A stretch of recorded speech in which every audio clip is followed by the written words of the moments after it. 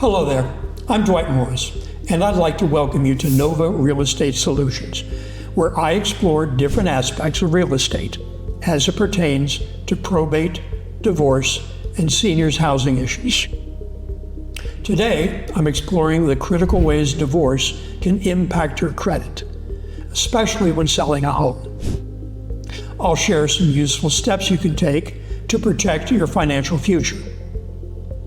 I'll also delve into the psychology of financial stress during divorce and how that can impact decision making.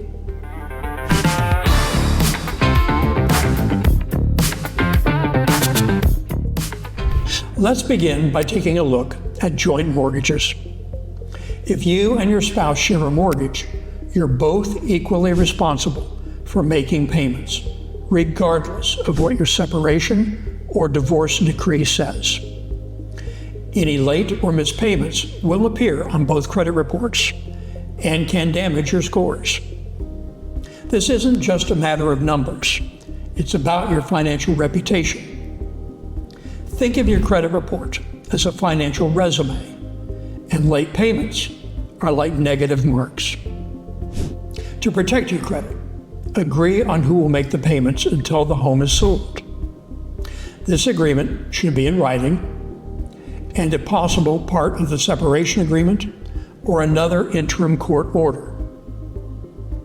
Set up automatic payments to avoid any missed deadlines. Consider a separate joint bank account just for mortgage payments. If one spouse can't contribute, think about having a temporary legal agreement to address this. The agreement might involve a short-term loan or a revised payment plan. Now, it's important to understand the psychological impact here. Often one spouse feels resentment, which can lead to intentional or unintentional delays in payment. This is why clear communication and legal agreements are vital. Consider mediation to facilitate these discussions. Mediation can help identify underlying emotional issues that might be hindering cooperation. And a mediator can act as a neutral third party to guide conversations and help both parties reach mutually agreeable solutions. They can also draft agreements that are legally sound and enforceable. If one spouse plans to keep the home, refinancing is a must. Refinancing removes the other spouse's name from the loan, releasing them from future liability. Without this step, the departing spouse's credit remains tied to the property, even if they no longer live there.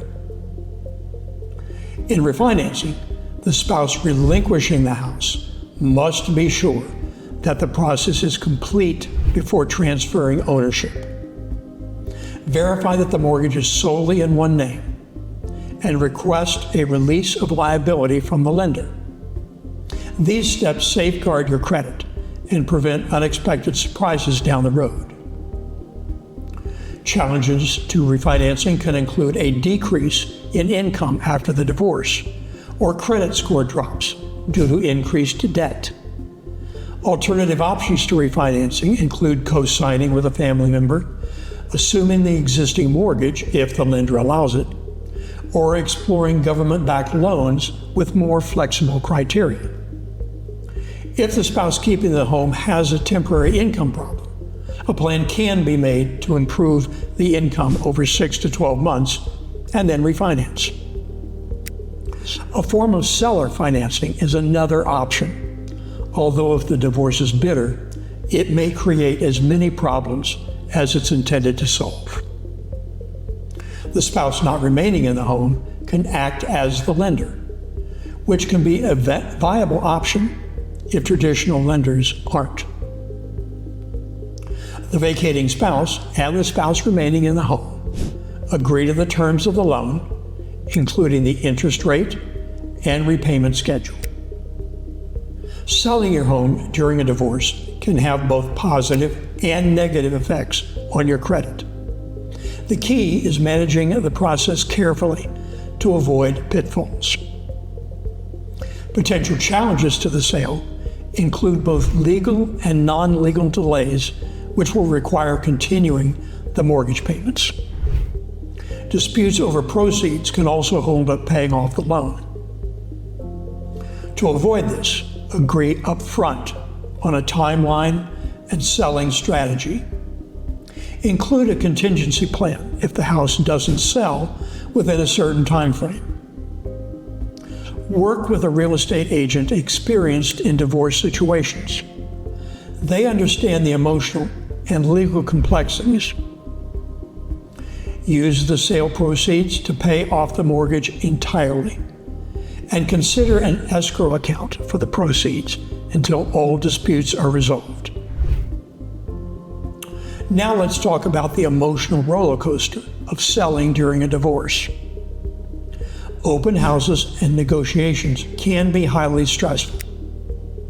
To mitigate this stress, it's important to set clear boundaries with your spouse. Delegate tasks to your real estate agent and focus on self-care. Consider scheduling open houses when you know you will be busy with other projects. During negotiations, allow the real estate agent to handle all direct communications between the two of you to reduce emotional friction. And what are the tax implications of selling a home during divorce? The big one is capital gains. Capital gains are simply the profits you make from selling your house. In a divorce, you can often exclude up to $250,000 of capital gains from taxation if you meet certain ownership and use requirements. If you sell the home before the divorce is finalized, you can still use the $500,000 exclusion for married couples. But it's important to consult with a tax advisor to understand the specific implications for your situation. Joint credit card accounts are another area of concern. High balances or mispayments on shared accounts can lower both parties' credit scores. Worse, one spouse's misuse of a joint account can create lasting consequences for the other. The hit to your credit scores can negatively impact your ability to buy another home. So close these accounts as soon as possible. Transfer any remaining balances to individual accounts and regularly monitor your credit report to ensure there are no lingering joint liabilities. To formally close accounts, you need to contact the bank or credit card company and request the closure in writing. If one spouse refuses, you can seek a court order to force the closure. You can also send a certified letter to the creditor notifying them that you are no longer responsible for the charges made by your ex-spouse.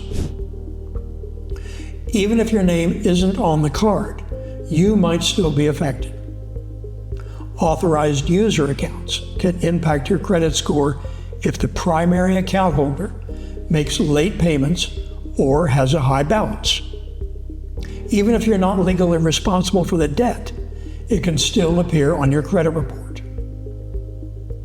To remove yourself as an authorized user, contact the credit card company directly and request to be removed from the account.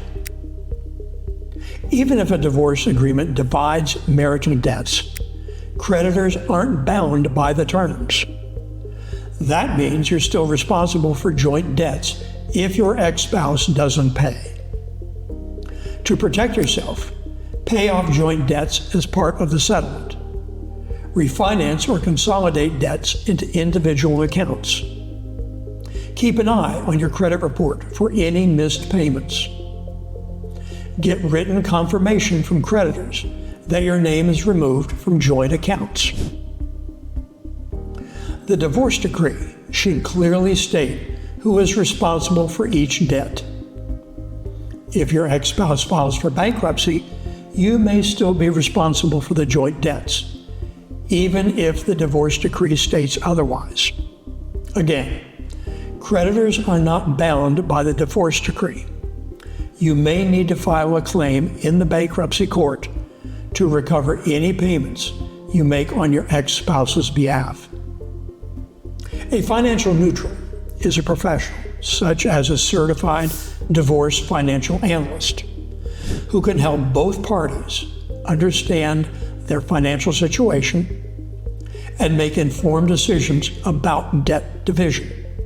They can help create a budget, analyze assets and liabilities, and develop a financial plan for the future. They can help avoid emotionally driven financial decisions.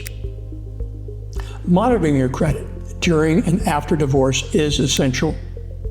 Obtain free credit reports from all 3 major bureaus and look for inaccuracies or unauthorized activity.